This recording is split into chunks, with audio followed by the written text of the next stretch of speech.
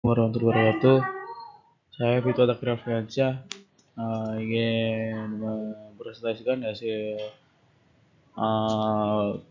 kinerja dari kelompok saya, yaitu tentang gelombang.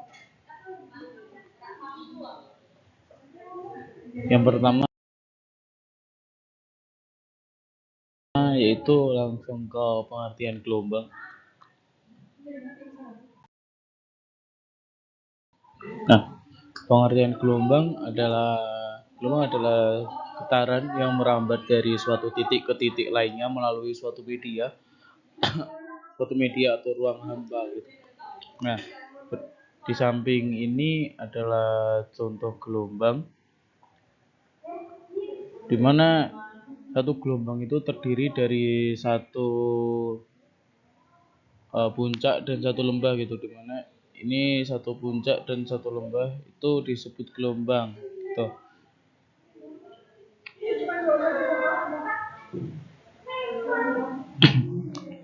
Oke, next. Nah, di sini ada contoh gelombang.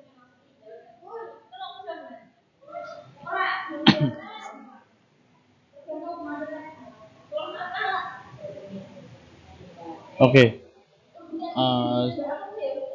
pertama-tama kita tonton video dulu. Nah, tambah air yang jatuh gitu terus membentuk suatu gelombang. Oke, jika diperhatikan pada video di samping, terdapat lingkaran-lingkaran yang membentuk lingkaran-lingkaran yang dibentuk gitu dari hasil air yang jatuh, itu disebut gelombang. Muka gelombang adalah tempat sekumpulan titik dengan fase yang sama. Jarak antara lingkaran menunjukkan panjang gelombang atau lambda, dan jarak arah rambat gelombang dari sumber disebut sebagai sinar gelombang. Muka gelombang dan sinar gelombang selalu tegak lurus satu dengan yang lain. Setelah ini akan dilanjut pemaparan dari materi jenis-jenis gelombang. Untuk materi selanjutnya adalah jenis gelombang. Jenis gelombang sendiri dibedakan menjadi dua, yaitu gelombang berdasarkan arah rambat dan getarannya dan gelombang berdasarkan medium rambatannya. Yang pertama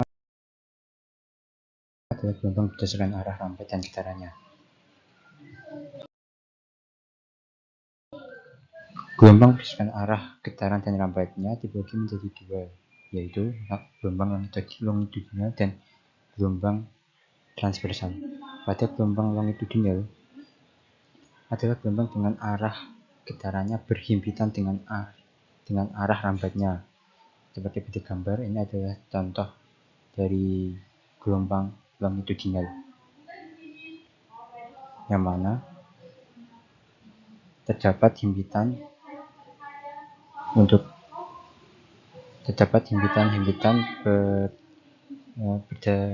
searah dengan arah rambatannya. Dan yang kedua adalah gelombang transversal. Pada gelombang transversal sendiri adalah gelombang dengan arah getarannya tegak lurus dengan arah rambatnya. Contohnya adalah gelombang tali dan gelombang cahaya. Terdapat gelombang yang arah getarannya tidak tegak lurus dan searah dengan rambatan gelombangnya, yaitu gelombang seismik atau gempa. Pada gelombang transversal sendiri, pada gambar diperlihatkan seperti gas yang diayunkan ke atas ke bawah sehingga membentuk sebuah gelombang seperti pada gambar ini.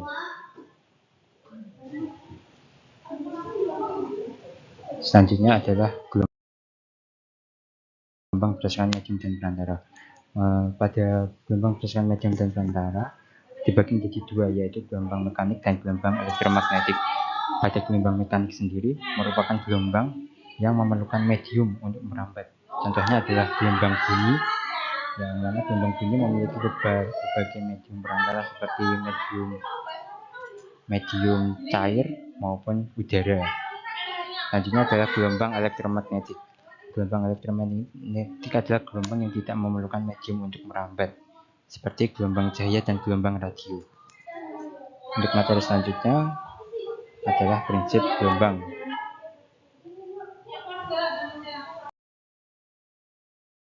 Akan membahas mengenai prinsip gelombang. Prinsip dalam gelombang merupakan dasar-dasar yang menunjukkan karakteristik dan perilaku gelombang. Nah, prinsip tersebut dapat membantu memahami cara gelombang merambat, berinteraksi, dan berperilaku ketika berpindah antara berbagai medium.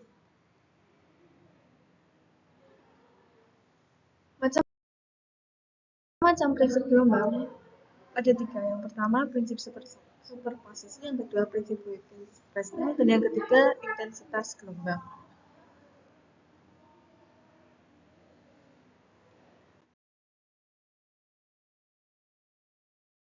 Yang pertama, kita masuk ke dalam prinsip superposisi.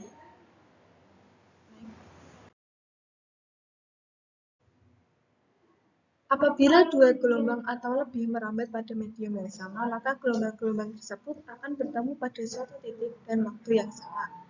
Nah, simpangan kedua gelombang tersebut dapat dijumlahkan dan menghasilkan sebuah gelombang baru dengan simpangan yang berbeda sehingga terjadilah superposisi gelombang. Kemudian syarat dari superposisi gelombang adalah kedua gelombang yang bersuperposisi harus saling koheren atau memiliki frekuensi dan bentuk yang sama atau identik. Kedua gelombang yang berasal dari sumber yang sama dapat dikatakan sebagai dua gelombang yang saling koheren. Selanjutnya kita masuk ke prinsip Huygens. Prinsip Huygens menyatakan bahwa setiap titik yang dilewati sumber gelombang akan menghasilkan muka gelombang yang panjang gelombangnya sama dengan gelombang sebelumnya.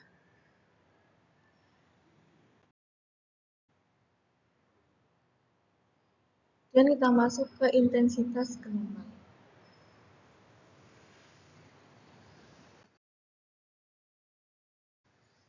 Kecerahan lampu, kebisingan suara, dan daya hancur gempa bergantung pada energi yang berasal dari sumber gelombang. Nah, energi ini berbanding lurus dengan kuantitas amplitudenya. Besaran yang dinyatakan dengan laju perubahan energi kesatuan luas disebut dengan intensitas.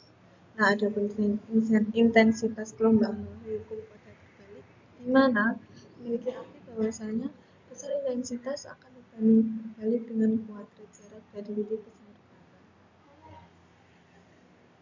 Hukum kuadrat terbalik ini dapat dilihat pada gambar berikut ini.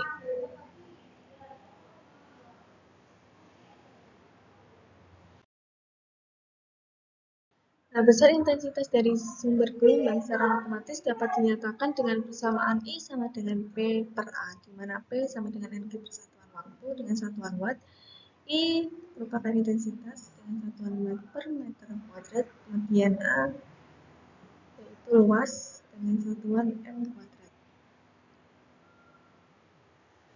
Nah, ini berlaku untuk keadaan apapun.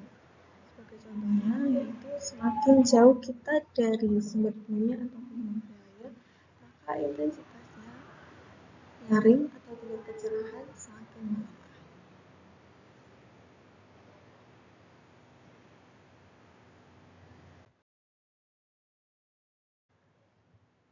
Sekian penjelasan materi gelombang dari kelompok kami, kurang lebihnya mohon maaf. Assalamualaikum warahmatullahi wabarakatuh.